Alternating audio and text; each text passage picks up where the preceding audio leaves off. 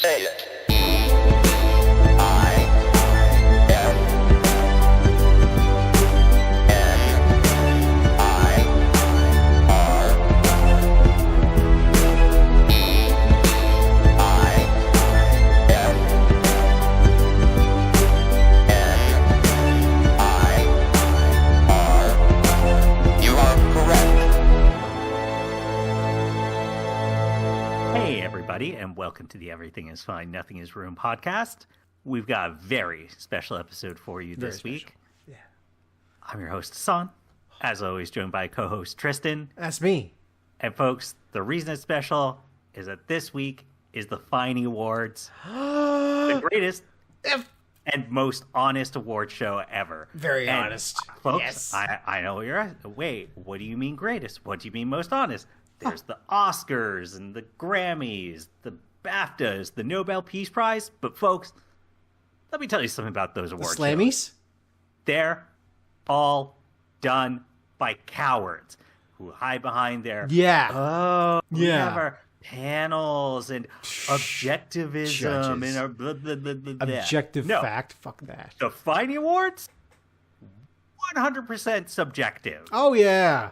We don't bother with nonsense criteria. We don't bother trying to debate and hide behind things. It doesn't matter how wrong Tristan's choices are. He's still going to tell you what? his favorite things. Wrong my choices are? What is that? What is this? Tristan, you have said that The Eternals is the movie of the year. I Every have year we've never done these said awards. that. No, I have not. That's how I remember it. I have done no such thing. I've no such thing. Every year you try and award them. No. And you're wrong, but subjectively, you're correct, and that's all that matters. No. Come on. I've given it to Fan Force Stick. Come on, you know I have taste, okay? Fantastic Four 2018 is the movie of the year every year. I didn't hate that movie as much as other people did. I'm gonna be honest. Yeah, it's I know. not good. It's not good. But it's not as bad as some people It's try and trying make it out some to stuff, be. and at least that's cool, right? At least it's doing something interesting, right? That ending does suck. It though. blows Just chunks. what are we gonna call it then? Just Look at our witty writing. just a hose of diarrhea. Ugh. Just like the BAFTAs are. Anyway, it's the Finey Awards 2024.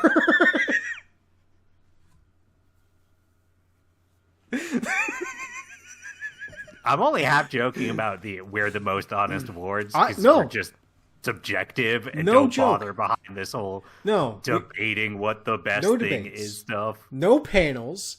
This is you're correct. We are the most honest award show possible because we don't care about the best. We only play favorites. That's the catchphrase of the Finey Awards. And who cares about what thing is objectively the best? Like, oh, about 10 people voted on this thing to be the best movie of the year. Oh, okay, great. These 10 people really enjoy this play. Oh, these 10 people really like this video game. That's just the opinion of 10 fucking people. That doesn't represent me or you or you. So yeah, fuck all that. What you're here to do now today is learn our awful opinions on things as you are here every day. Yeah. Anytime you watch this show or listen to it, what you're here for is to learn our horrible truths. And that is what we will give you, especially during the Finey Awards. Horrible truths. And on that note, Tristan, what's the first award we want to hand out? Oh, yeah! All right. Well, that means that I get to choose one. Oh, my God. You change this. Well, do you want to start... we usually build up towards Video Game of the Year, because that's kind of like the big one. Sure. Unceremoniously so. You know what? Let's start off with animated show of the year. Or animated thing, I guess. Sure.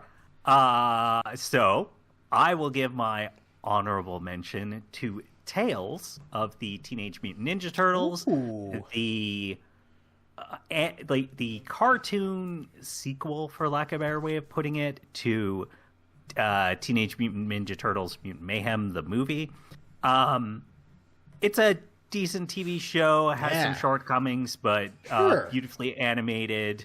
Some fun characters. It continues to be a very interesting take on the Turtles, where they actually feel like New York teenagers, and Yeah. that's just fun to see. That's really cool. My runner-up, mostly the only reason it's a runner-up is because it's previously gotten accolades for me. My Adventures with Superman Season 2. Look, it's a show where there are characters who say love is not for cowards while quite literally punching through a barrier, and yeah. God, that show is beautifully dumb. It sure in rocks. lovable ways. Yeah. Very much looking forward to Season 3. Yeah. And my winner should be no surprise, Arcane Season 2. Yeah, all right. Perhaps the best ever looking animated show. Really heart-touching character stuff and just messages in it. Some clunkiness in the story, but just, God, what a show. Very glad that Riot spent its money making a beautiful piece of art instead of just profits. Cannot recommend that show enough. Yeah, for sure. Tristan, let's hear your awards. Okay. Well, first things first. My honorable mention is going to go to show that just kind of reignited my love for this thing, which is X-Men 97. Okay. Yeah, All right. yeah. And that show just so I was a little bit on the fence the first couple episodes, but then as it took off, they did M Day, and my God, I rewatched the episode 3 times. It's when the Sentinels attacked Genosha. Is M-Day from the 90s? Yeah, it sure is. Huh, okay. It's hard to remember. In my head, I was like, oh, that was like 2004, right? That's weird they did that, but... Well, I guess technically M Day would be the thing with what's her name, the Scarlet Witch wishing them away kind of thing. But I guess this is like there's also an M Day where Genosha gets exploded. It's a whole similar idea. Anyway, yeah. So they did that episode and they killed the main character. It's just like, oh my God! And like in true X-Men fashion, he comes back like fucking 3 episodes like later. Oh, it's just it's such a wonderful like encapsulation of what the X-Men are and always have been. And as a huge X-Men fan, I severely appreciate what they've done here. It's just such a beautiful thing, poetic. One of the best X-Men teams is the cartoon X-Men, and here they are, even making Jubilee cool, for once in her life. Hey, Jubilee's been cool. It's just 90% of the time she's not. But when she was a vampire, that was pretty dope. It's pretty dope, yeah. Oh, she had the cool armor thing. That was awesome. It's just when she has her actual razzle-dazzle powers. I'm like, why are you here? Yeah, they made razzle-dazzle powers more powerful, so now she actually is useful. She actually can do some stuff now with them. Oh, cool. Yeah. So she could, like, say, take on Cyclops, who shoots laser beams and stuff. Not so much that, but she's getting to... Who cares? Next award. All right. Next award is going to go to a property I have been a fan of for a long, long time. And realistically, it's a high time coming to give it this accolade, which is runner-up for Delicious in Dungeon. Okay. Yeah. All right. Yeah. They did a really good adaptation. God, Studio Trigger, my God. Just again, Trigger just doing what they do best and just taking that like madcap style and like running with it and like really capturing the feel of that manga while also like providing their own voice to it all is such a celebration of it. And man, I appreciate what they've done. It's so good. The one flaw in that show, the I don't want to say bad, but the like out of sync with the rest of it, opening and endings where they have pop songs. Yeah. It's like, what are you doing? What is this? This is so. This is not the vibe of this show. This is not the tone of any of the other music. Get this out of here. Yeah. Why did you do this? Yeah, I eventually enjoyed those openings, but I do agree. They do kind of come off as not quite the right feel of what they're going for. So I'm with you on that one. That's part of the reason why it gets runner-up. It also isn't like... It is an extremely good adaptation, and like the voice cast just really fucking sends this one. And I appreciate it, and they've done a great job. But there are just a few little things that I didn't totally jive with. But those are few and far between. Like, we're talking nitpicks. All right. Yeah. Let's hear winner. Winner has to go to a property I've also been a fan of for a while, but really just kind of piqued my interest this year animation-wise. And that's going to go to Dana Dan. Tristan, sorry. It's definitely the right. See, that's a rom-com, and you're a guy, so wrong choice. Sorry. What? Yeah, no, Dan to Dan's a rom-com, so unfortunately you're not allowed to give it your It's favorite. Shonen action battler. Nah, it's a rom-com. But shonen action battlers are actually rom-coms in disguise. Realistically, the majority of shonen action battles are kind of just gay romances. No, Tristan, come on. Let's not. That's for women. No, don't be crazy. No. Like, literally, Anime's for cool guys, not the ladies. Yeah, you can literally trace back the fact that Goku and Vegeta basically want to fuck. See, you should have gone for Gundam because that one was legitimately made for ladies. True, it was. Yeah, especially Gundam Wing. Dan to Dan definitely seems like it's kicking off. It's so good. So here, it's okay. As with everything Dan and Dan, you need to get past like some of the fan service in episode 1. Just move past it. It's okay. Don't worry about it because it pretty much wholly drops it after that episode, with a couple of exceptions, and then just like fuck it. Just it goes hard. If you like the madcap stuff in Vicious and Dungeon, well, Dan and Dan's got that, and then some.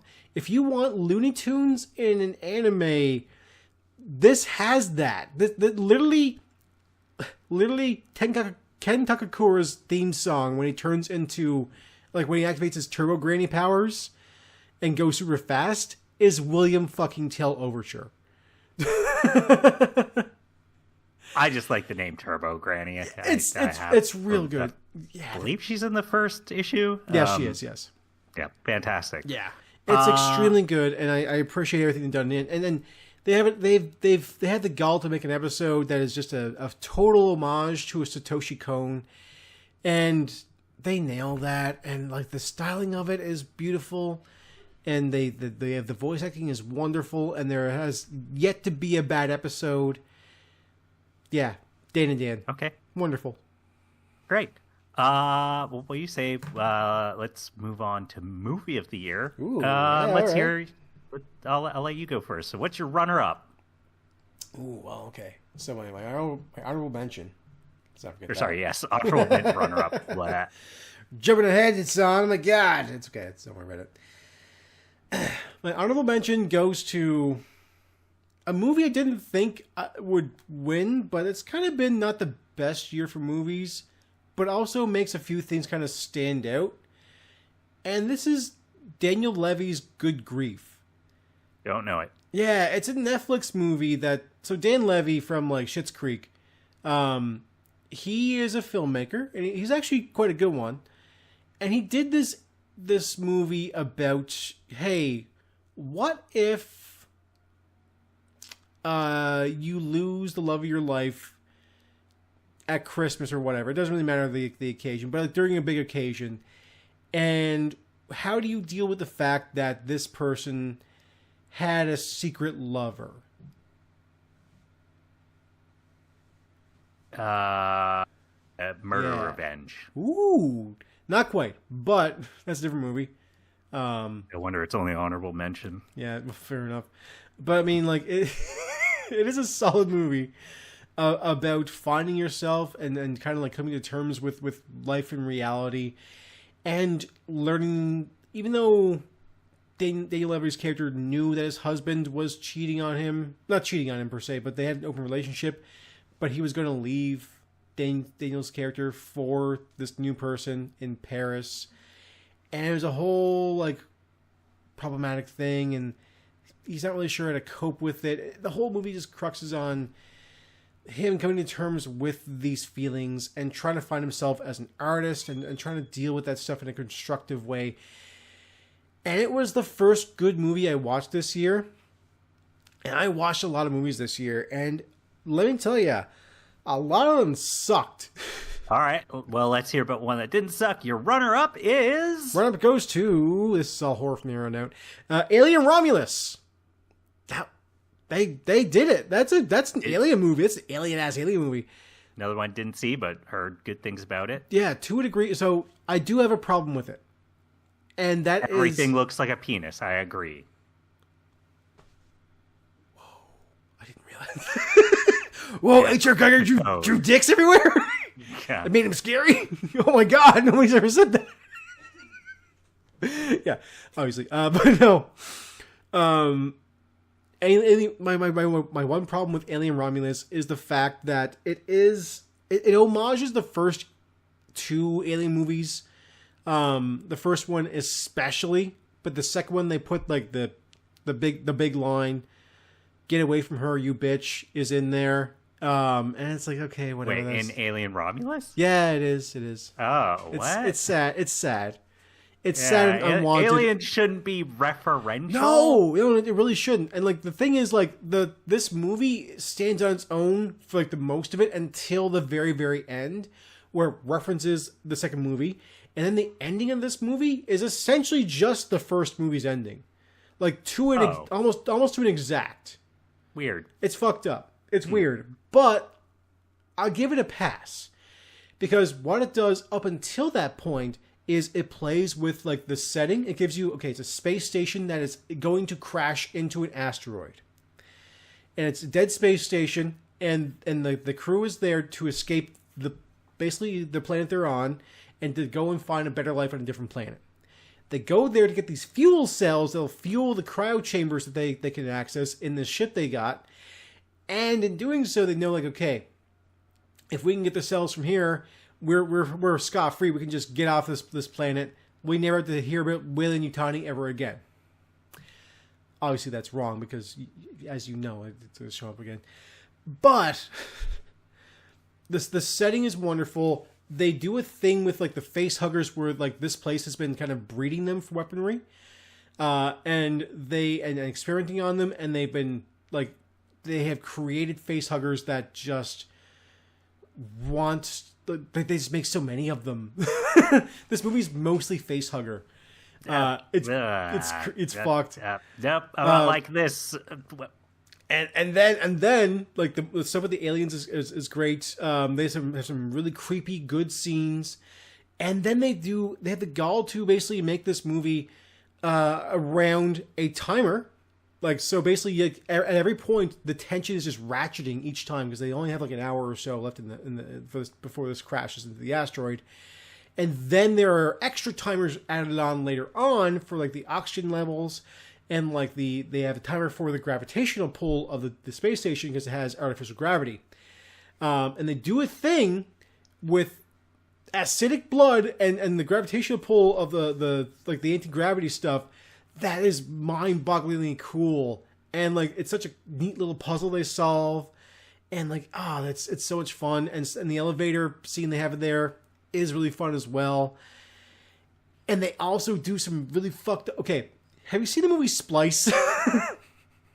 Yeah. I mean, how long ago was that? I don't remember much. of it. 2015. Yeah. No, it was older than that, right? Maybe 2012, I think. I don't know. We're in there. I'm curious. Point is, yeah. Maybe that's 2009. Doesn't matter. It really doesn't matter because if you remember the creature from 2009. 2009, okay. If you remember the creature from Adrian Brody's Splice. Yeah, I'm not liking this. Yeah, so they had the gall to essentially do a worse, more fucked up version of that creature in this movie, because the experimentation on the facehuggers, it does something, and they create a new alien hybrid. And holy fuck, it's so awesome looking. Not like this. What's your winner? Nope, we're done. What's the winner? The winner of this year goes to Nicolas Cage's Longlegs. This movie kicks ass. It's a classic horror movie, following a detective, FBI agent who's trying to solve a mystery, a murderers, cultists kind of thing, and she just kind of like envelops herself in the case. And Longlegs is essentially what... Okay, I'm going to say something, and it's pretty controversial, I feel. But I think the movie 7 kind of sucks. It's not bad visually, and there's some good stuff in that movie. But 7 overall is a bad package. What Longlegs does is takes a similar formula to 7 and actually makes it good. Everything here is interesting.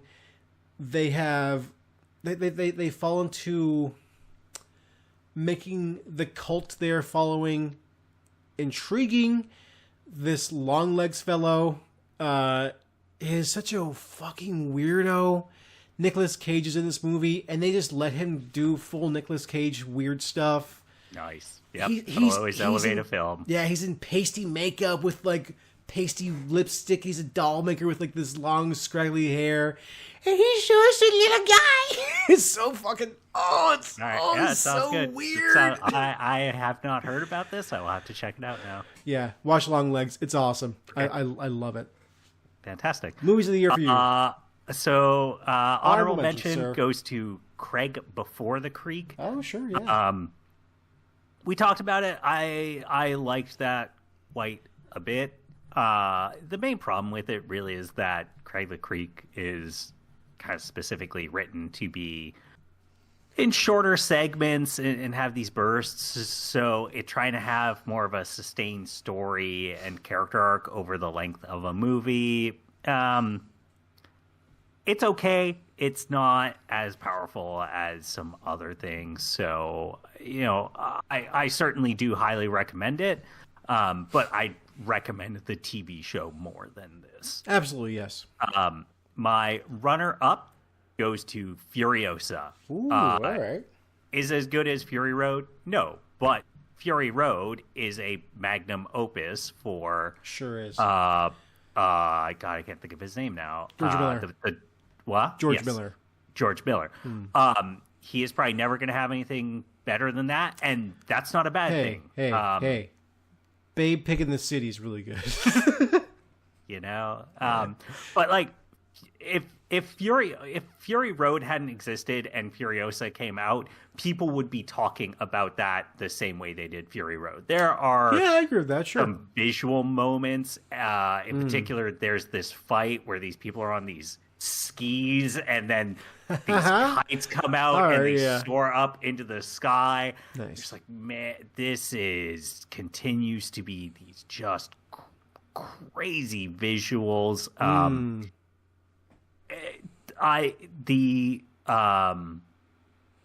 forget his name, Praetor something. Him kind of just being this, like, hey, the last good guy in a world where the good get beaten down, made him for an interesting character. Furiosa's silence throughout it, I thought, was quite interesting. She doesn't do a huge amount of talking. Interesting. It's just, it's a look. If you like Mad Max, if you like Fury Road, you'll like Furiosa. It is a solid film. It's a good addition. I continue to really enjoy what he's putting out. Yeah. My winner, though, goes to Dune 2. Which, oh, man, I need to watch these movies. So Dune 1 I liked a lot. Yeah. Really Denis good Villeneuve. visuals, incredible to hate. soundtrack to accompany it. But the story and characters are probably actually a bit of the weaker part of it, where I mean, Herbert West. it being the doing his- first part, there's interesting things happening, but it just doesn't quite feel like it's ever running. It feels like it's doing a lot of building, a lot of dramatic moments, but that it's not kind of heading towards anything specific. Whereas the second, my God, it takes all the good things of the first one, and then it just has these bigger fight scenes, and it actually has just more powerful emotional moments. Like, Nice. this film made me think, oh, you know what? No, Timothée Chalamet actually is a really good actor. I haven't seen it for a and while. Yeah, I mean, that's good. can do some stuff. Like, there's a scene where he is just in front of the Fremen as they are considering him their god, their Lisan al-Gaib, and Nice. this I believe it's Stilgar who, is basically like, oh, we have to do this fight so that you can take over, and it's just Timothée Chalamet shouting like, "You would have me throw away my greatest blade before a battle?" Yes, he is the Lisan al-Gaib, and That's cool. it's a powerful film that just it converts you to like. The main thrust of Dune as the book series is supposed to be, hey, actually, charismatic leaders are bad, and, Yep. power will corrupt people, and that. And this film just makes you forget all that and go, now, I would follow Paul Atreides to death. Maybe Denis Villeneuve missed the fucking the point. No. of all He this. does a good job of showing it. I It's bet. just he does make it seem real cool, and when you're like, no, he's my Aragorn. I'll follow him. Fair enough. I mean, Paul Atreides is cool, so yeah. Yeah. All right. Well, what do you say we go on to? I believe we just call it podcast / other media of the year. I've been calling miscellaneous internet media the year. Yeah, that's a good one. Let's do that. So I'm going to give my honorable mention to Quentin Reviews. People will probably mostly know him for he did a very long videos where he basically covered what he referred to as the NSCU, I believe it was, Nickelodeon sitcom. Did he? Or NSU, Ooh, Nickelodeon NSU, sitcom universe. So he did like 4 or like 8 hours, I think it is, I have to watch this now. like 4-hour videos covering all of iCarly, as well as some others. But the main reason that I actually want to recommend him is that in particular, he did a video about Dan Schneider, who was the head of Nickelodeon. Yeah, okay. And he was a guy who there was a recent, I think HBO put it out, series kind of about Nickelodeon and some of the negative things that happened there, including some pedophilia and sexual assaults. And Quentin, I think, was actually very level-headed in things of basically going, Dan Schneider is a horrible human being. He was verbally abusive to people. Yes. He put child actors in uncomfortable situations, but he was not he's not the predator. You shouldn't do this. And sort of talking about like, hey, if you go read like Jenna McCurdy's autobiography that she put out, or if you go and you read this reporting, people are putting things on this man who is a bad person that he does not deserve. He, hey, you are prescribing to him. Like, there was a lot of stuff about Nickelodeon where it did like weird foot stuff. And it's like, people are like, oh, he has a foot fetish. And he's like, maybe he does. But also, doesn't matter. That was Nickelodeon's logo before he even got here. Maybe he was just leaning into that, guys. And maybe kids find foot stuff funny. And I think he handles it in a very level-headed way that a lot of YouTubers don't. My runner-up, I am going to give to Video Game Chronicles. They have a good, fun podcast covering video games. So they are a publication out of the United Kingdom. So it's also nice to see a bit of a slightly different perspective, we'll say, on things. Nice, yes. And like, they have several different people, but two of them are sort of older journalists, we'll say. Yeah. Some of them were doing it back in the early 2000s, one of them a little bit later, but, you know, working at print publications and that. So they have those kind of stories and perspectives that it's good to still have Cool. in games media in a Very landscape important, yes. where that doesn't happen. Not as much. Also, this is a weird one to say, but they have They also somebody foot on stuff? the staff who's no. Wow. No. They have someone on staff who is really into Pokemon and can actually speak to it well, which is a thing that most it feels like game, say, publications, or at least like bigger gaming kind of entities just don't ever seem to have, for whatever reason. Yeah, that's they fair. always have people who they're like, oh, I played the games, but they struggle to maybe name 10 different Pokemon or any Pokemon beyond Gen 1 kind of thing. Dunsparce. What? Clefairy. Did I say Bidoof? Bidoof. Dunsparce again. Bidoof is kind of okay. Bibarel, I have a problem with. Yeah, well, Bibarel. absolute garbage. The Donald Trump looking thing, and Young Goose. Young Goose, sure, and then Ponyta, and I'm gonna say Ghastly and Ash Ketchum. Yeah. I mean, Ash is kind of Pokemon at times, so yeah, you're not wrong. But yeah, I like VGC, recommend them. Cool. They sound good.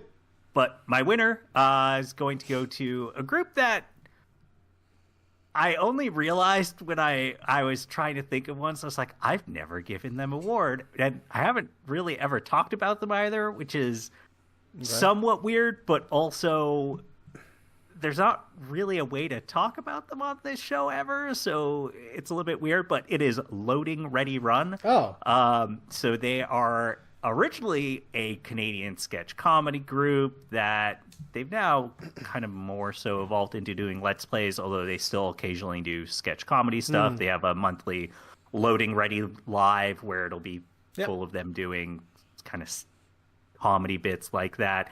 And they're a group that I have,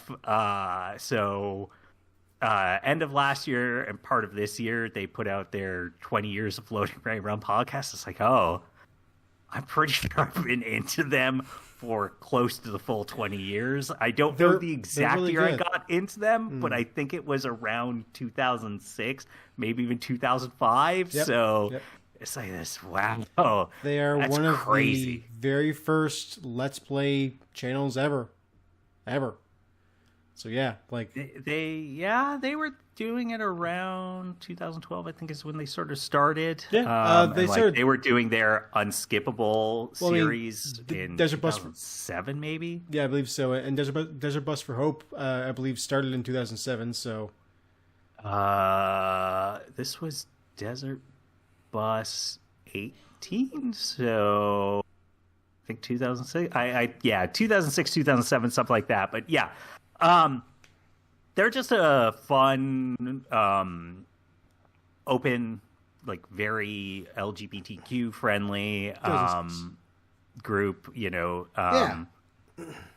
I cannot speak highly and kindly enough about them, and strongly recommend them. And not only for like their Let's Plays, I also recommend people go back and watch some of their older comedy bits. They're very funny. One I agree. One of their bits, which I forget the name of it, but it's a former cast member, Matt Wiggins, just talking about, you son of a bitch, you used my toothpaste, and it's basically just this 4-minute rant of him doing all these reasons why you're a son of a bitch because you used my goddamn toothpaste. Very good. It's maybe one of my favorite comedy things ever. It burned into my brain. But those are my miscellaneous internet thing, whatever we're calling this award. Tristan, what's yours? Miscellaneous internet media. There we go.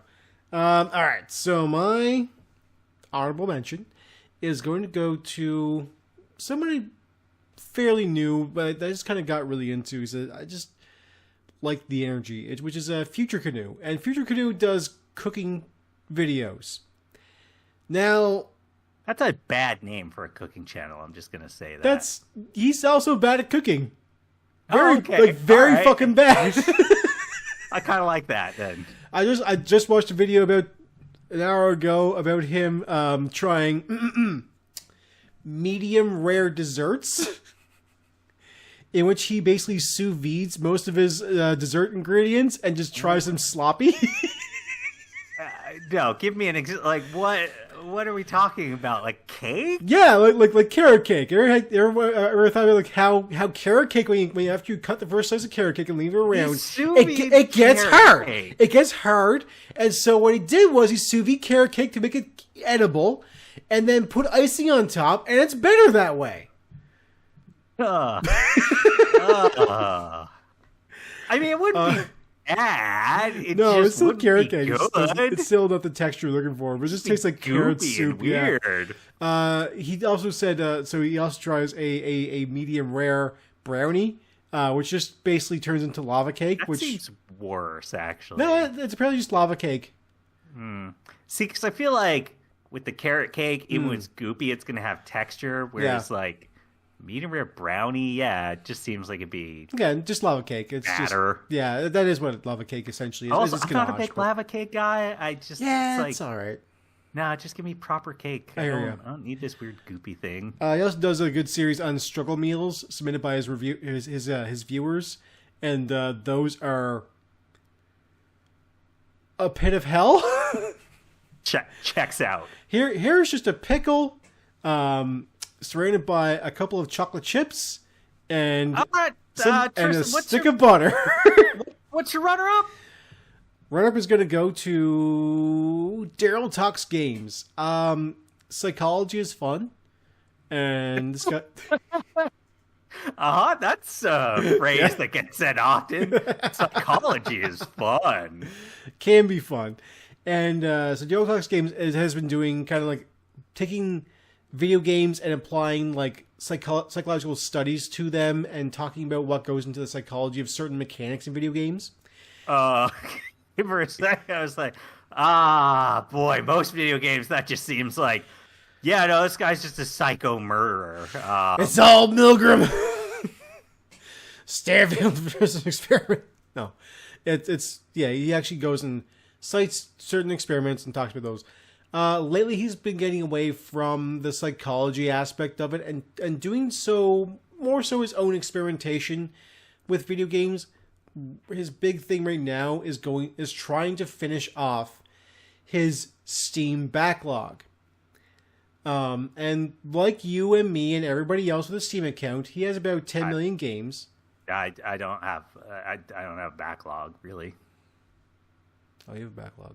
I bet you. Nah. Yeah, you definitely do. I mean, I just picked up some games from Steam, but it was only 4. Into the backlog. And 2 of them are fairly short, so. Yeah, well, backlog. Now I take care of my games. Well, most of us don't. Most of us let that grow like it's the back end of your property line, and you should mow that shit. You really should go back to the weed whacker and fucking cut that down because it is your responsibility. But you don't really see it because there's a tree in the way, so like, and that tree's a lot of fun. Just out of curiosity, just because I feel like it kind of more so than other media has a bigger impact on one's, let's say, perception of games or the way one speaks about and has certain opinions on games. How old is he? Roughly? He's been our age, so around like mid-30s. Okay. Yeah. He's also kind of he's not a newer video gamer, but he's kind of like newer at discussing video games like a media sense. Yeah. He's not new because he's been doing it for a few years, but like he's not Jeff Gerstmann, you know. So he has a pretty fresh perspective on all this. So I like the way he talks. He's got interesting insights, and it's good to hear a bit of a fresher take on these aspects in video games that aren't just like Milgram experiment, blah blah blah bullshit. Well, what's your winner? Okay. So, I think I may have given this to the same person last year, but it bears repeating. And so, John from Super Eye Patch Wolf has a separate channel called Regular Eye Patch Wolf, and I've been on and off. Tristan, we've been over this. You're imagining things. I'm not. There's no such things. Anyway, it exists. Anyway, so he runs his other channel called Regular Eye Patch Wolf where he does his streams. And in these streams, of course, they're usually just good gameplay videos. He tells stories. There's the infamous story about him getting recognized by a stripper. That one's good. A strip club. At a strip. Okay, so he was at the strip club. Yeah, during a friend's bachelor party. She was paid to recognize him, but even still. Oh, okay. That's still very, very embarrassing. That's actually kind of a funny thing hilarious, to do. Yes, I fully agree. Like quote unquote internet celebrity, where it's like, hey, in the real world, he's not even like D-list celebrity. He's below that. Apparently, it was also like a really like full frontal strip club too. So she was like fully naked. That's a really good way. Super awkward. Anyway, I've been on and off watching his show on Regular Eye Patch Wolf, and he has done a thing alongside his podcast called Versus Wolves, where him and Wooly versus. They discuss video games and then give each other challenges doing their own streams. And Wooly challenged John to play a game. A very simple game.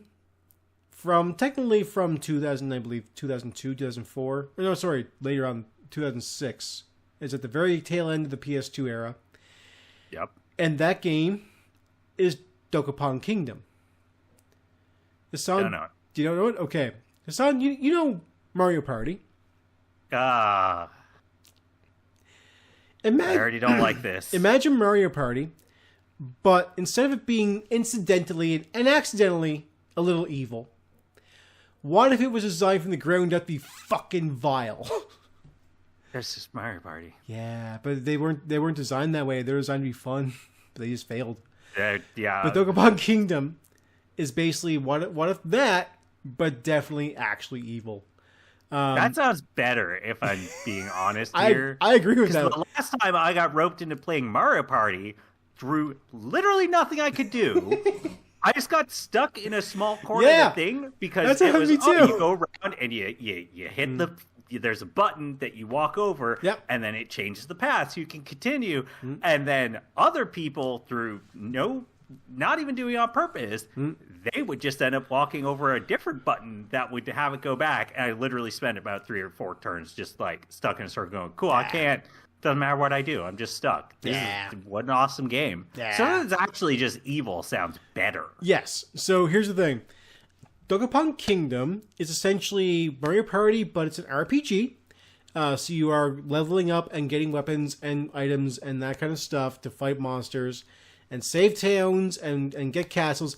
But in actuality, it is also fucking Monopoly. Because when you save those towns, you own those towns. And if people stay there, they owe you money. And you can also invest into those towns. And the point of the game is to, at the very end, whoever has the most money wins.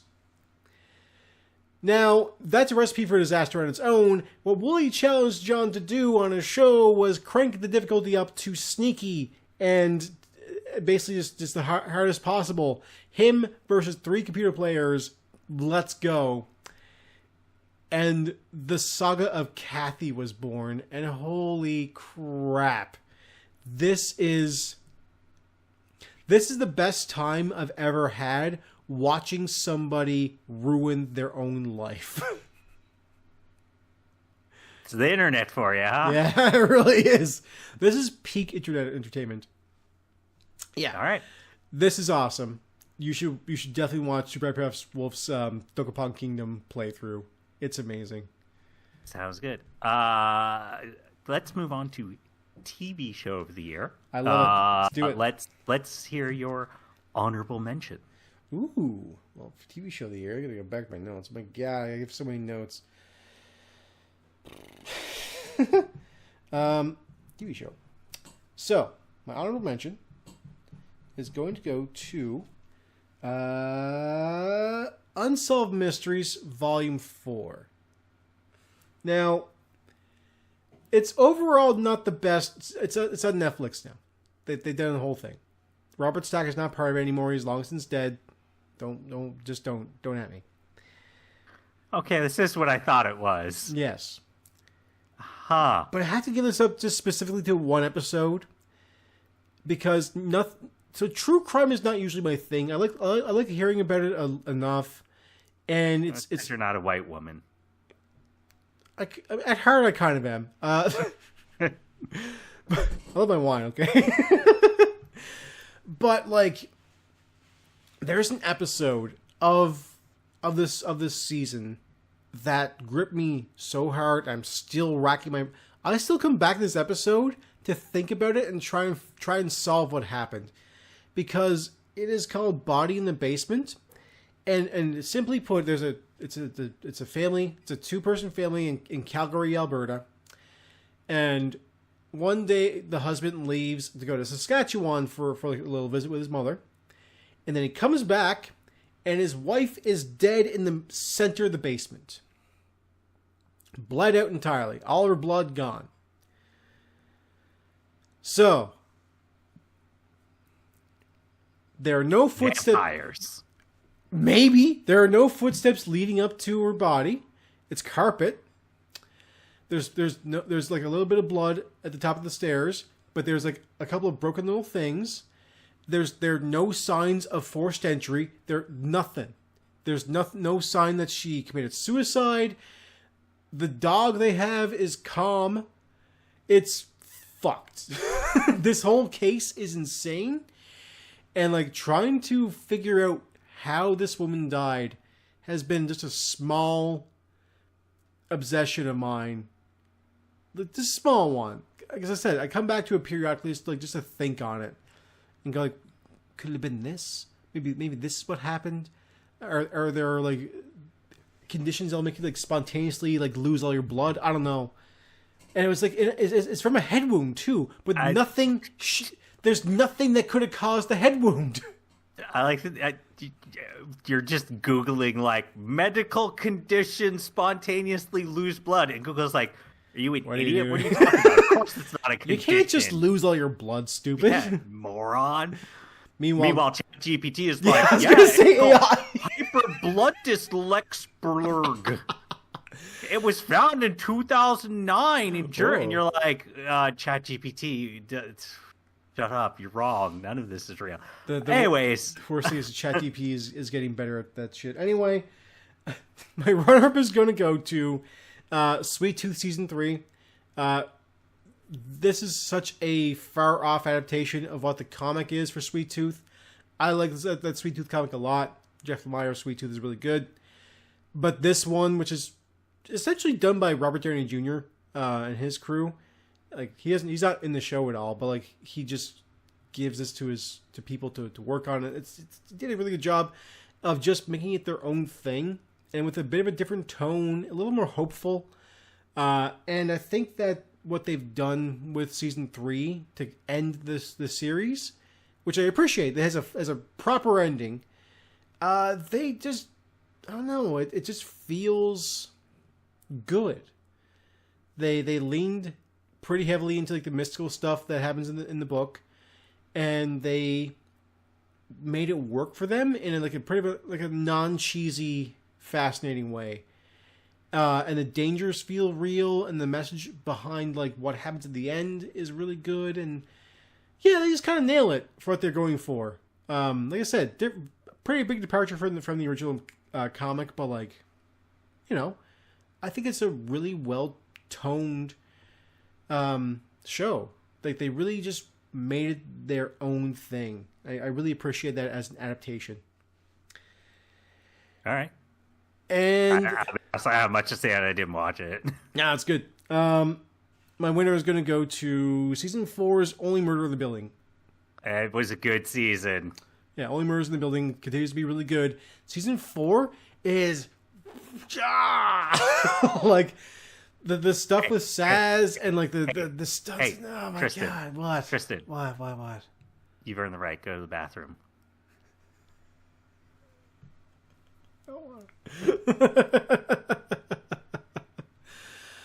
And that the weirdos in particular is it Richard Best is his name? Richard Kind.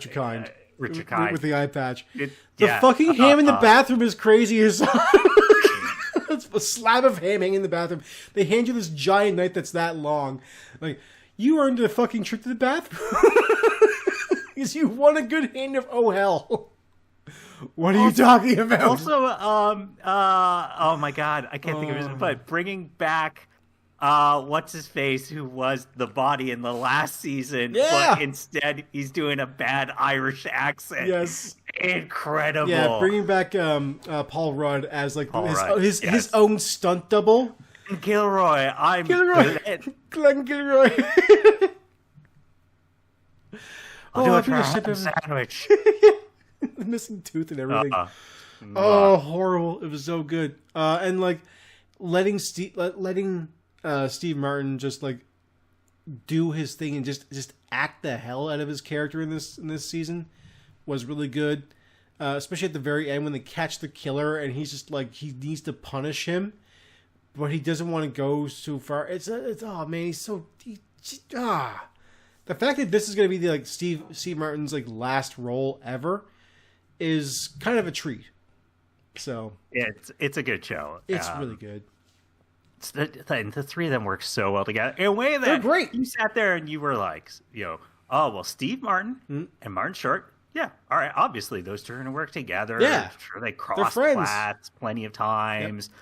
I don't know if they've ever been in anything together before that, but yeah, okay, totally can make sense. Oh, there's a third one. You're like, oh, who's it going to be? Selena Gomez. Selena Gomez. What? Oh yeah. Yeah, Selena Gomez. And she's the best one of them all. Like, sorry, Selena Gomez does such a great Columbo impression. I gotta say, she's so good at it. Also, I like that Only Murders has now cemented itself as how many cast members from SCTV can we get in here? Eugene Levy, let's go. Yeah, that was really good. What are your shows? Right. So, honorable mention, real late addition to my list. The show is called It's in the Game, which it's an Amazon 4-part, I think, documentary kind of series about the Madden NFL games. It's not the best documentary show ever, neither on the sort of video game side nor on the wider kind of pop culture and adoption of this game, but it's pretty decent at it, and I think it's a very interesting topic and just something that we don't see enough of. The kind of covering how video games are made and the importance that they mean to people, in particular, like sports games. A lot of the gaming audience just thinks, oh, they're trash. Only jocks play them. Blah, blah, blah, blah, blah. Hey, sports games are cool too, man. But like it's got some real interesting and touching moments where like it talks about, I think it's the third or fourth one, they hire this young kid who he's gay and black, and he pushes for, hey, I understand why originally all the players are basically white is because you get into the actual okay, well, when you're programming a game at the time, you could literally only have so many colors on the screen. It's true. So unfortunately it meant skin color had to be dropped. Yeah. But hey, I pushed and we managed to make it work, and that changed the game going forward. And, you know, they have like actual NFL players being like, yeah, I remember that game because then it felt like it was me. Like I could be in the game. Yeah. I've heard It's like, this is, and it simultaneously is kind of showing you some of the current team making that year's game. And it's a good documentary series on a topic you don't get to see that much of. So I recommend it. Cool. My runner-up, going to go to Pokemon Concierge. Okay. Look, obviously, I love Pokemon, but I think even if you are somebody who doesn't like Pokemon, the stop motion puppetry of this is fantastic. It's very pretty. It's very pretty. It's My God. It's very pretty. Yeah. And the storytelling is not heavy on the Pokemon stuff. You don't have to know about TMs and evolutions and all that stuff. It's using the world of Pokemon to tell stories, mostly unrelated to Pokemon. I will say, in extra, and that's not really defense, but an extra accolade for this show is that I'm not a Pokemon guy at all, and Pokemon Concierge, even though I said I didn't watch that, I was just like, this is really good. Yeah. Like there's just something about it. having, Just like it's really good. I think the character name is Haru. Like just having her on her bike this bright sunny day, like they hit a kind of like bumpy road, and she's got her Psyduck in the basket of it, and it just goes, It's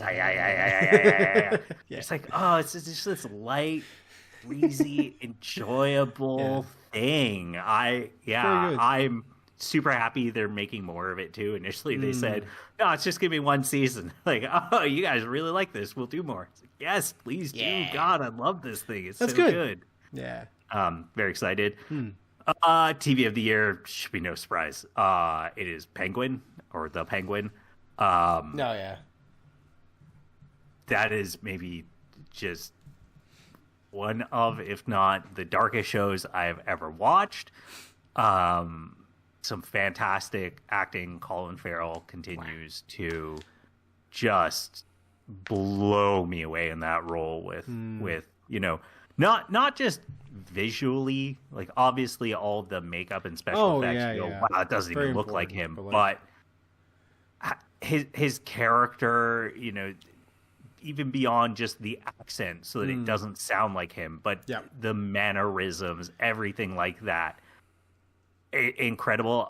Kristen Milotti, her character just scares me.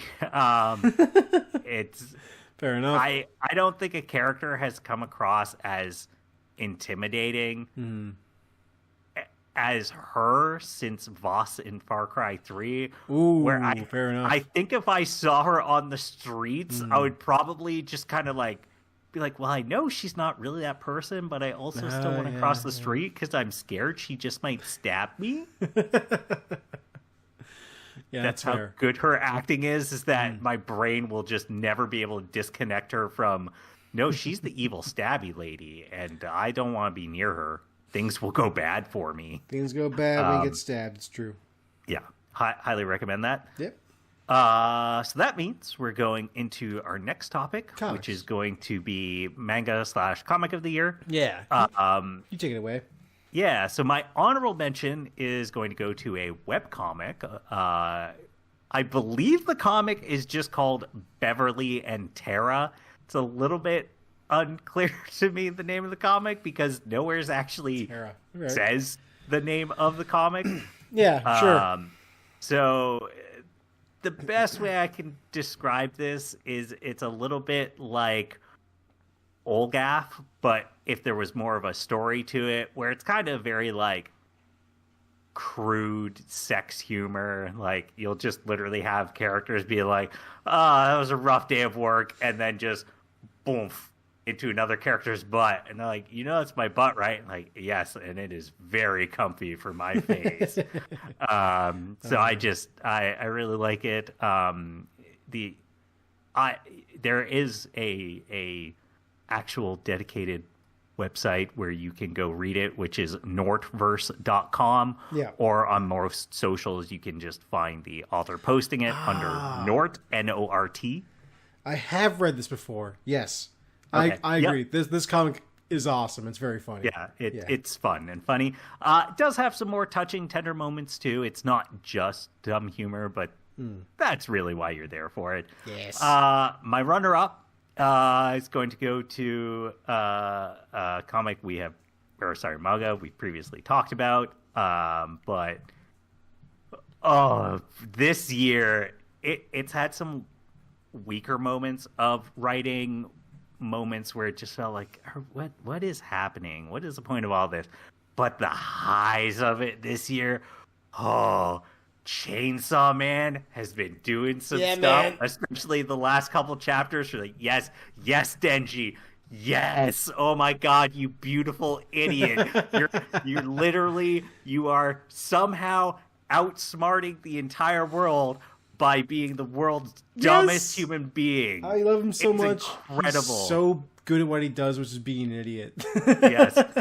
Man, there's a just scene where he's just balled up and crying. It's just like, this is what I deserve for being a dumb, horny idiot. And then just a girl kisses him and basically gives him a hand job. And then he's like, no, I figured things out. I got it now. Yes, that's just all. Okay, I need to point out, he's literally saving the world in post-nut clarity. That's where this is at now. I'm like, Chainsaw Man, no, you can't. It's so stupid. I love it. It's fucking dumb. Oh man. Again, Chainsaw Man it was one of MTV's The Head, but good. Longer running, I guess. It's shit, man. Like, they just know what they're doing. It's so awesome. Yeah,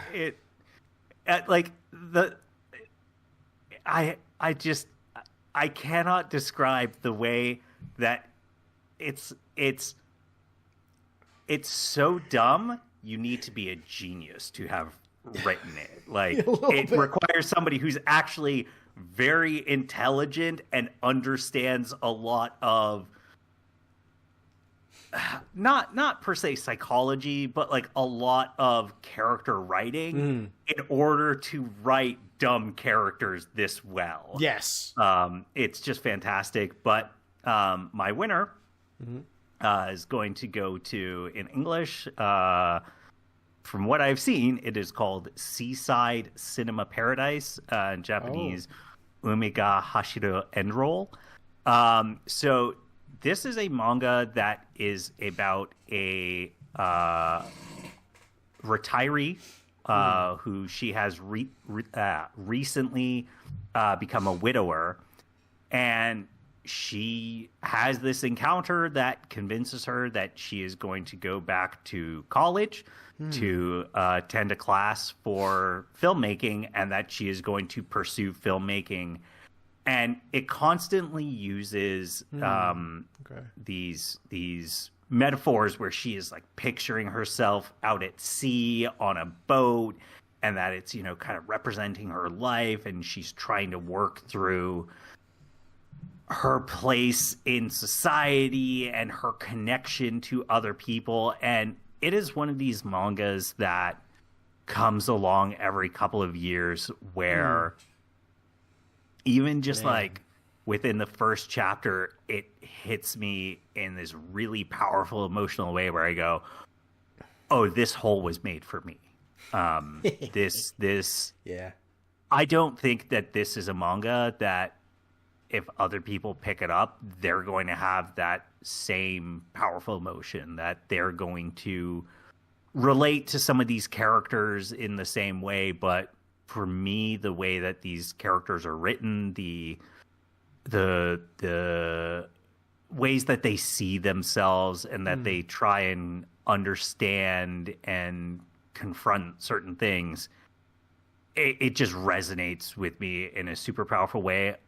It's also part of, I wouldn't necessarily call it a trend, but it's definitely something that I have seen a lot more of, which is more and more manga about older people, let's say. So Yeah. not even just necessarily like seniors, but people kind of 40 and up. It finally feels like we're seeing a lot more stories written like that and, Yeah, I agree with that. tackling later life, more people more established in their life. And that is very nice to see and have manga tackling a broader range of topics. Yeah. So I recommend everyone check it out. I don't know if they'll love it, but I definitely recommend at least looking at it. Nice. But let's hear your manga / comics of the year. Well, before we do that, I have something to do, which is list off all the fucking comics I read in a year. Because I have a list, and I have a lot running. I read a lot of these. Let's go. All right. It's just Control Alt Delete, huh? That's it. Yeah, it's all right. Control Delete. Especially, Lost. Yeah. Anyway,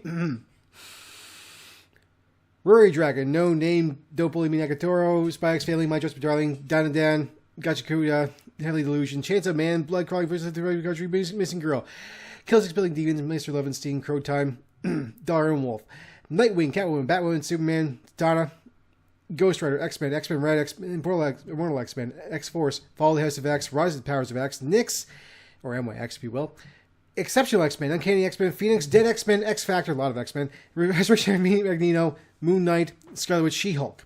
Indie shit. Adventure Man Ghost Lights, Crocodile Black, Pine and Mary Mac, I Heart, Skull Crusher, The Cabinet, Napalm Lullaby, Blue Book, 1947, Grommets, Principal Electromancy, Pharaoh, Falling in Love with the Pathway to Hell, Life, Man's Best, Ain't No Grave, White Boat, Moon of Falling Ones, The One Hand, Six Fingers, What's the First Place from Here, Hunger in Dusk, Radiant Black, Dark Ride, Victors, Sacrificers, and When the Blood Has Dried. It's actually a shorter list than usual. So that was all of it? That is all of it. Eisenhower vaccine. England's got a new queen.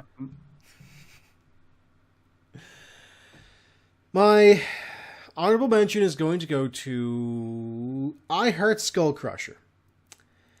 That's a good name. Yeah, it's a good name. It's a good comic. Hassan. You like shonen battle manga, right? Kinda. Yeah. Oh, I know I Heart Skull Crusher. Yeah, that's what's his face? The author, he did something else before that, which I read. Alessio Zono? Yes. Yeah, he's the artist in that, and Josie Campbell is the writer. I Heart Skull Crusher. I'll let you figure out what he did before. But I Heart Skull Crusher is essentially the story of a young woman who lives in a post-apocalyptic wasteland and loves this sport called murder ball. Screaming paintball. Because murder ball's too easy. But she absolutely loves Skull Crusher, her favorite player in Screaming Paintball. And Trini, which is the main character, she fucking wants to join Screaming Paintball because she is tired of living her poor parentless life, which she has no parents, and she essentially lives daily just to get water and play Screaming Paintball. Her weapon of choice, because you go into Screaming Paintball with a weapon, is an ice pick, and she needs to prove herself in the field of battle. Now, what this comic really is an homage to sports anime and therefore shonen manga and anime. And it does a great job of really grasping that topic and just wanting to tell that kind of a story. It's charming. It's funny. It's got a lot of like weird characters in it. One of them is just a bear, just a straight up bear. It works for Tekken. Their coach is a former Screaming Paintball like champion who has just fallen on hard times and is just drunk all the time. and literally tries to escape them the entire time. He does not want to do this. He wants to go to bed. Fuck this thing. Why is he not in bed? Nice. Yeah, it's just it's full of those fun tropes. It honestly has kind of the kind of a One Piece vibe to it. So, if you like One Piece, I recommend checking this one out. Okay. Yeah. What's your runner-up? Runner-up is going to get horror here. Just a little bit of horror. A comic I fell in love with. It's only 4 issues, called The Principles of Necromancy. So, here's the 1, thing. murder people. 2, question mark. 3, raise the dead. Yeah. 4, profit. Yeah, actually, yes. Great. You've kind of nailed it. So, Perfect. this is almost classical in almost it's almost like a telling of Frankenstein, like a proper version of Frankenstein in a sense, sans the monster. Because what you have here is a character whose name is, well, his name is Dr. Eyes. And he has EYES? EYES, yes. Okay. He All right. belonged to a society of other medical doctors, per se, who all have kind of a weird fucking Cenobite thing happening with them. Because Dr. Eyes, he has no eyes, and in place of his eyes, he has sewn buttons in the holes. That's not going to work. You Can't see through buttons. It works for him. They're kind of like glass. They're like glass buttons. They have like lenses. Oh, that's even worse. Glass buttons. Yeah. Ugh. Yeah, so this comes from Jackson Lanzing and Colin Kelly.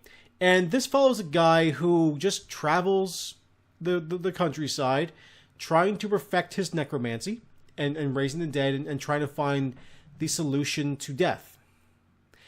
And more importantly, what he is trying to do is get revenge on the society of other medical practitioners who belittled him and cast him out. And also to get revenge on the king who essentially did the casting out of him. So it's a good revenge story, and it's about a guy doing just gruesome shit to people. I gotta say, this is not for the faint of heart. The stuff he does is just wretched. Like, the first issue is him going to this like Viking encampment, and they are losing this war they're involved in. And he's like, I can make you all better. Your king is sickly. Let me help your king. All right, I have helped your king. He is no longer sickly. How about you guys let me do my experiments in that tent over there? Cool, thank you. Yeah, I'm gonna have to ask you to leave town. No, they let him do it because that was the deal. They're honorable. That's a bad deal. And so when the wounded come back from a losing battle, he goes, "I can make you all better." He and cannot. And then he does, Hassan. Nope, he's definitely up He to just something shady. rat kings the shit out of them. Yeah, no. Yeah. Your main character is this vile little man. Oh, it's so good. It's so good. Never trust the stranger from out of town looking to make deals. Yeah, you shouldn't, but you will. Yeah. Dumb medieval peasants. Yeah. Anyway, Principles of Necromancy is extremely good, and if I did my job correctly and I used the correct image for this comic, he does wear that mask the entire time when he does his experiments. It is horrifying. Anyway, my winner for Comic of the Year is going to go to. Oh God, it's so good. So it's a comic called Grommets. No, it's called Wallace and Gromit. Never heard of it. So Grommets is written by Rick Remender and Brian Posehn, with art by Brett Parson and Moreno Denizio. Dinzio. And what Grommets is it's kind of a retelling of life as it was in Sacramento, California, in the 1980s, during the height of like skateboarding. Okay. All right. And That's it's a pretty good topic. It's a good topic. And it's middle schoolers just being middle schoolers, smoking weed, living life, being punk kids. Oh, they all belong in jail is what I'm hearing. Yeah, a little bit. And like, it's just such a, I was one of those kids. And like, man, I connect with this book so well. I didn't even grow up in this era, but I was post skateboarding, like, because of Tony Hawk. And then I stayed on it because it was fun. And like, this stuff really captures the vibe of what it means to be a skater ever. Just ever. It's never changed since the 80s. It's definitely always been that counterculture, punk aesthetic. How much cheese is in this? How much cheese? Yeah. There's a little bit of cheese. Okay. No, that's good. That's right. Yeah, should be cheese. They don't eat a lot of cheese, but there's pizza and stuff, and it's on stuff. Not even Wensleydale? No Wensleydale cheese, no. Oh. There's not even Camembert, no. Oh. Yeah. It's weird. But doesn't matter Wrong because, name. well, I mean, doesn't matter because when they are busting a cop's face with a skateboard, you're having a lot of fun regardless. Okay, maybe they do belong. That's a little extreme. Oh, yes. Oh, no, I gotta say, no, they definitely belong in jail. Yeah. It's especially like the guy who's like full on punk rock, like Liberty spikes, like chains, tattoos everywhere. Right. That kid belongs in jail. They're like 14 years old, maybe 16. They need to go to juvie bad. Some of them do anyway. Sounds like it. But it's mostly just about living your life and just like trying to just be a kid. It's reminiscent of that. A lot of fun. Good book, great writing, funny at times, horrifying at times. The last issue I read is they you know when you're at a party and the wrong people show up and you go like, oh, I got to get out of here. That happens. But you're the one who owns the place, so you can't leave. No. Oh no. Yeah. It's a wonderful fucking scenario. All right. Well, that brings us to our final topic, Game of the Year. So let's hear about your runner-up in this. Or sorry, honorable mention. Honorable mention, the Game of the Year. Oh my god, it's about time. Honorable mention. So okay, I played a lot of video games this year, a lot more than I usually do, and because like I've been trying to find something that I just wanted to play. I've been having a hard time with with finding stuff that really piques me interest this year. But it's all been pretty good, but nothing has really set me over the edge, you know? But that said, I'm going to say my my honorable mention is going to go to Parking Garage Rally Circuit. It's a Steam game. So it's like I don't know what you guys call it here. I would call it Scalextrics. The cars on the track. Is that what we're saying? No, I could see it. Oh, it okay. almost does feel that way, but no, not quite. So what they have done is they've taken an old school PlayStation rally game and set the entire thing in every stage is a parking garage. Okay. All right. I like these visuals. And it has destructible environments, sort of. So you can do stuff like push the cars around and block paths and it's about getting the best time because it's a rally game. So there's no direct racing. There is a moment where you race others, but it's mostly about racing the ghost. And you can do stuff like set yourself up for success, like pushing a car off a track in such a way where you can use that as a shortcut, or you can boost through a level to break a barrier and turn that into another different shortcut, or you could basically jump off a thing and try and like hit a checkpoint that shouldn't really let you hit it just yet. But if you do it in such a way, you can drift into it and hit the other one at the same time. So just right there above each other. What kind of music does it have? Because I'm looking ska at as fuck. What? Ska as fuck. Okay, all right, perfect. Because I was going to say, I feel like it's going to go either one of two ways, where it's going to go kind of that, more like up-tempo rock, which is what I would want, or it's going to go like the cheaper kind of worse generic, PlayStation 1 era music, where it's just that like, wow. No. It basically, okay, they know what they were doing, and they went like up-tempo rock ska. Perfect. Yeah, and the final level of the game which is a Rainbow Road reference, homage. It's right there.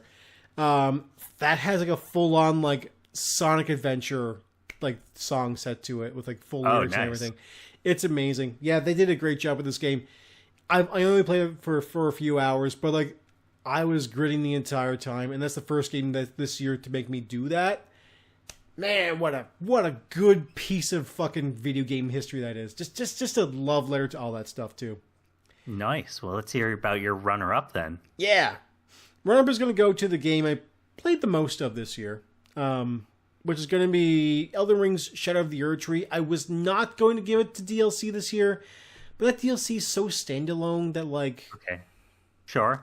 How much ska is in that? God... There's none. But you know what? You just said that, and that would make Elden Ring so much better.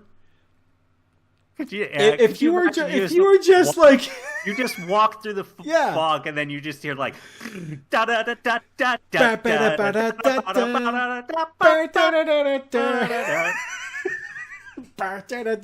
Standing here, thousand eyes. Beast is coming for me, standing here. That I gotta get him. I have to mod that in now. Yeah, someone needs to mod that in because, like, I still have contentions with Elden Ring, and I think the DLC like has made this game much better because like it kind of condenses it into like the greatest hits sort of thing. And it does some stuff that the games have previously not done. But I gotta say, if you added ska to all these boss fights, that'd be so much better. This is absolute tonal fuck up. Like, oh, I would dig that so much. But yeah, otherwise, okay. What they've done in the DLC, the open world thing is still kind of there. But they have done something to this open world where it's actually more compartmentalized. So when you are in a location, you don't just have like, oh, you can go anywhere kind of feel. You can, and you will. But like they've done something to really railroad you in certain directions to get you into locations. Yeah, from what I saw, it definitely felt like, as weird as to say, Elden Ring's take on Dark Souls. Yeah, that is exactly how it feels. Exactly it. Where... Yeah, it does feel more like you are going in specific directions to get to certain areas. On top of that, so like the one thing I've always liked about From Software games, the main thing is their level design, and like the theatricality of their structures and buildings and areas.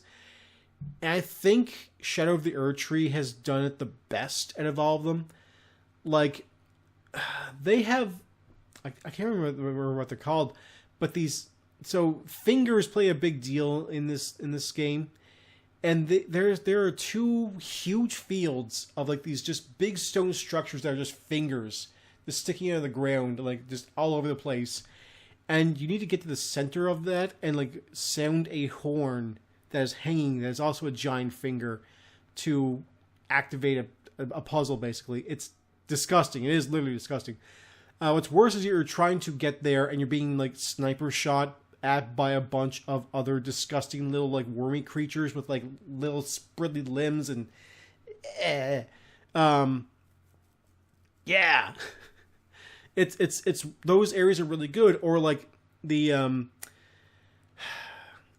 I can't remember what the place is called, but basically, if you go deep into the area, there's a point where your horse just will not show up.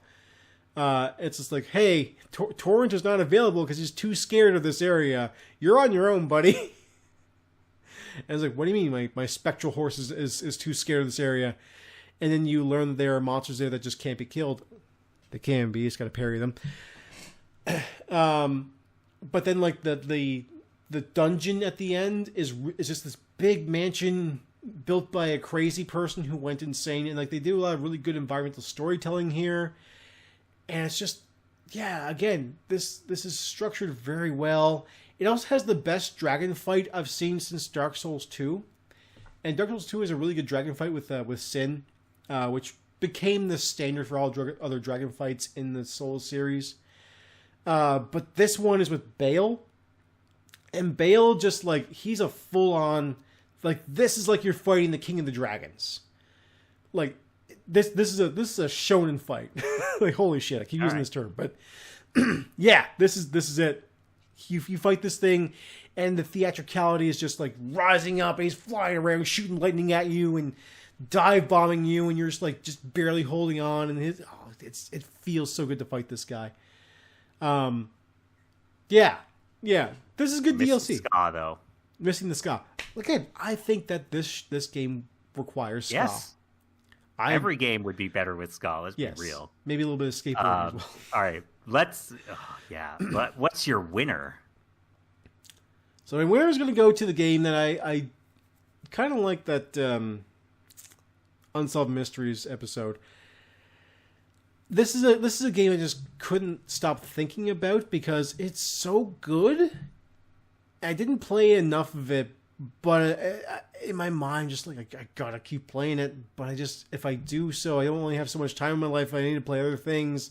/ I can't play video games before bed because it riles me up, and I need to get up for like 5:30 in the morning. So like, it's probably better if I don't do this. Be able to look at the Okay. It's gonna go to Balatro. Balatro is so damn good, Hassan. Holy fuck! I have heard that. Holy fuck! It's this hypnotic, like it's this hypnotic fighting game of a deck builder based around poker, and it's just like it's got the slot machine feel, and like pinball shit is happening, and when you beat a blind in one hand, and the fire just jutting off your numbers, and it makes you feel so fucking, that dopamine is just rising. It's just, God, you need another hit. It's drugs. I feel like 75% of the talk and posts about Balatro are just people going, yes, I've put in like 100 hours in the game in the last 2 weeks. Pretty I much. just can't stop playing it. Yeah, you really can too. Yeah, you junkies, huh? Yeah, and the thing is, the runs are so very short, and they're even shorter than Slay the Spire is one of my favorite like deck builders of all. It is probably the best deck building video game of all time, and I think Balatro is like right there.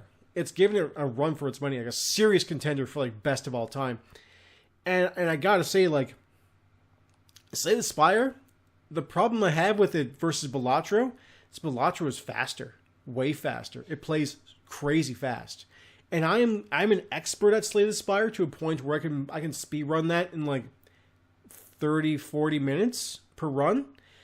But Balatro, on just even though I'm not an expert at that yet, I can probably get through in like 25.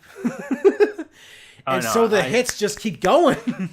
I think I hear what you're saying is that Slay the Spire is meth, whereas Balatro is fentanyl. Yes, exactly. Yes, slow release, quick burn up. How much ska in Balatro? Not enough. It's. I will say this though: the music is very hypnotic and kind of like atmospheric and moody. It has only like one real song, but it's a nice long track. But when it repeats, it's like, yeah, you know what? It's, I don't know. There's something about the theme song that gets stuck in my brain. I have that problem where like songs get stuck in my head way too easily. And Balatro's song, unfortunately, was there for like a month. like right before bed. I'm just like, no. So that's why I couldn't play it. But anyway. Maybe Ska2 Network will do a cover of the Balatro theme. That'd be interesting. That guy's really good. Yeah. Anyway, that is my game of the year, Balatro. Okay. All right. Well, for my game of the year, my honorable mention will go to Kunitsugami, Path of the Goddess. Yeah, I played that. I think the best way to describe it that a lot of people have is it feels like a modern PS2 game in the sense that it feels like a game that genuinely could have existed on the PS2. And what this game is that effectively it's one part tower defense and then one part very light character action. So the idea is the goddess has to move along this path and reach this end gate. Yep. There's some boss fight levels, some change up a little bit, but generally needs to get from A to B. And you basically take 1 to 3 nights. I think could potentially be 4, but typically you can do it in 3 nights. Yeah. During the night, monsters will come and attack. Mm-hmm. And during the day, what you do is you kind of run around. You will collect orbs. You can then use those orbs to summon in different kinds of units that you then position so that at night, when this horde is coming at you, you then fight and engage them. I really like it. It's a very interesting combination of gameplay. I'd say what generally holds it back is just there's very little in the way of story or character or anything. Like there's no there's no spoken dialogue, I don't believe, at all. Really? Interesting. Okay. Kind of cool, though. The character combat is a little bit on the basic side. I don't want it to be Devil May Cry, but it could have used a little bit more in terms of giving you things to do. But it's a really cool game. I don't know if I hope they do a sequel to this, but I hope they do more things like this. These lighter kind of not simpler games, but games that you can kind of just quickly get into and play in that sense, that very PS2 way of like, I miss that too. Hey, we're not trying to have you sit here and do binge sessions. No. We're not trying to write big dramatic emotional moments. Which weirdly this year that's kind of all my games, because my runner up is going to go to the indie game Pepper Grinder. Pepper Grinder's so good. It's so good. I've always had a weird thing for like lower girls. I agree. 2D no, like 2D drill games. Like I love Drill Dozer. Drill Dozer's really good. Kirby gets powers where he can drill and move around stuff. I've always loved that, and this just feels really good. I love the music. I'd say what holds this game back is one, the sort of item collection part of it kind of slows down the action at times. Not a little bit. I agree with that. Dislike that, but I wish it did more along the lines of what some other games have done, where it sort of makes you go through a level once, and then the second time after you beat it, and then says, "Hey, we're going to unlock these medals or blue coins or whatever they are," and then you go back through and you really start poking all the corners. But it's just a game where the drill feels so good when you're just going through all different materials and stuff, and you're just this cool girl with her big drill. There's some real punch to it. But my game of the year, which is the actual right game of the year, unlike Tristan's wrong game of the year, because my game of the year stands for freedom and liberty. I'm talking about Helldivers 2, which is fair enough. Unlike Tristan, my game stands for democracy, managed democracy, even. Helldivers 2, I actually didn't play that much of it. I looked only around 40 hours. But the thing is that unlike other multiplayer games, I don't think this needs to be that game where, hey, it's your forever game where you're playing 20 hours a week in it. But I think it does a lot of cool stuff as a multiplayer game that other games have sometimes they don't, but it excels at being this multiplayer game where you are constantly kind of rotating roles and responsibilities, and that, say, compared to something like an Overwatch, where if you're a tank, you have a very defined role, a very defined thing that you play. And in Helldivers 2, there are similar things where, hey, if I'm dropping and I have the giant orbital laser along with a turret, I am playing a very specific role when we're going in. It's, hey, I'm going to use the lasers to take out the big boss enemy. Whereas, say, you, Tristan, you might have brought in, like, oh, I've got the napalm strikes, or I've got these other, like, the 140 millimeter guns that, hey, I'm going to take out the big mobs or the big nest areas. Yes. And so even when you're playing with randos, because you can see what, I forget what they're called, but stratagems. You can see what stratagems they're taking. But also, when you're running along an area, it's sort of this like, oh, there's a bunch of bugs following us. I'm going to stop and shoot them. So I've just shifted from vanguard to rear guard. Yeah. It's a game where it forces cooperation, but it does it in a really good way where it doesn't lay out and say, this is the role you have to play. You kind of just naturally have those things happen. Yep. But also, the thing that it does the best is it lets you be dangerous even to your own teammates without necessarily directly punishing you. There are just times where it's going to be like, I just threw down this stratagem. Can you get you ran that way because the bugs were chasing you. All right, bye, Tristan. You're gonna die now. Yeah. It's like, that's just this game.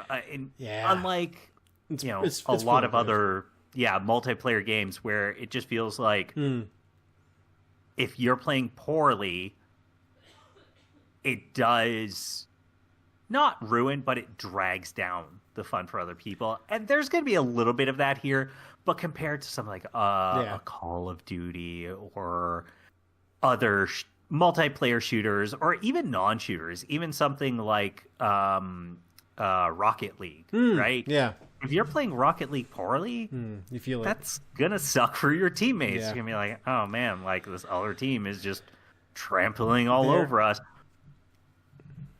Go ahead. There's a cool thing that, so with Helldivers, I read an article recently about how,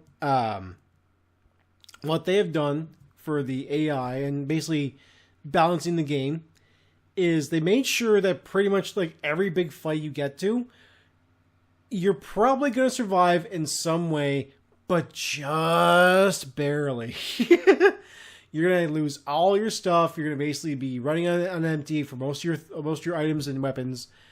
And it's just like every fight is like to the skin of your teeth kind of fight. Yeah. And I like that a lot.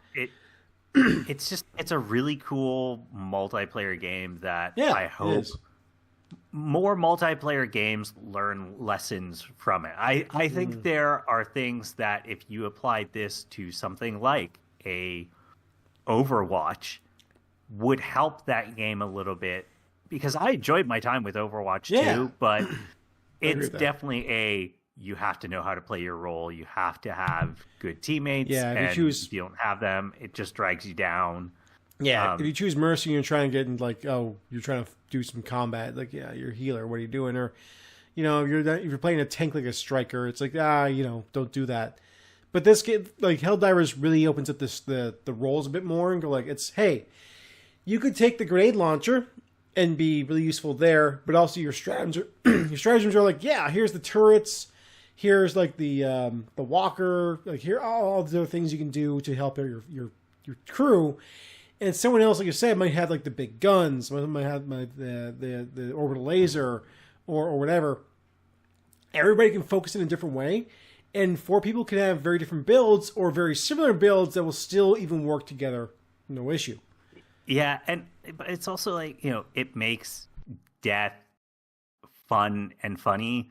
Like, it does. If I have a sniper rifle and I'm clearly just sniping stuff, and Tristan doesn't notice, and he just walks in front and his head explodes, you just laugh it off. You're just like, way to go, not paying attention, you fool. Yeah. Once the stratagem cool down, we'll let you drop.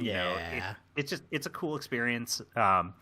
Again, one of the things I like, it's not trying to be that, hey, we expect you to put in hundreds of hours. Yes. It's very much you can pick it up, get a solid 40 hours of it, and feel good putting it down and going, I don't need to play more of this game. I've gotten what I need out of it. I have, ensured that Super Earth is free and that we are safe, and I have done my duty, and now I can rest. Yeah. Anyways, that's my game of the year. Good choice. I almost gave Helldivers 2 my full-on game of the year as well, but I unfortunately had just a lot of very negative experiences with it with people online, and it really hurt the game in my opinion. It's such a great game, but man, you just don't love Super Earth enough, and they could tell. Yeah, I secretly want the bots to win, so yeah, fair enough. I knew it. I knew you were a double agent. I am, yes. Sorry. She murdered you. Yeah, too bad. And how? So yeah, that's the Finey Awards, everybody.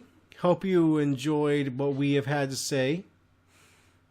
And I guess we're just gonna end the episode.